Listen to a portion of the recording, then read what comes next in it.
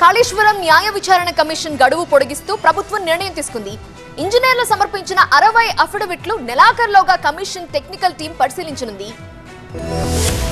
Kaleshwaram project నిర్మాణంపై chief justice Chandra Ghose ఆధ్వర్యంలో తెలంగాణ ప్రభుత్వం ఏర్పాటు చేసిన కమిషన్ నివేదిక ఇచ్చేందుకు నెలాఖరుతో గడువు ముగుస్తోంది.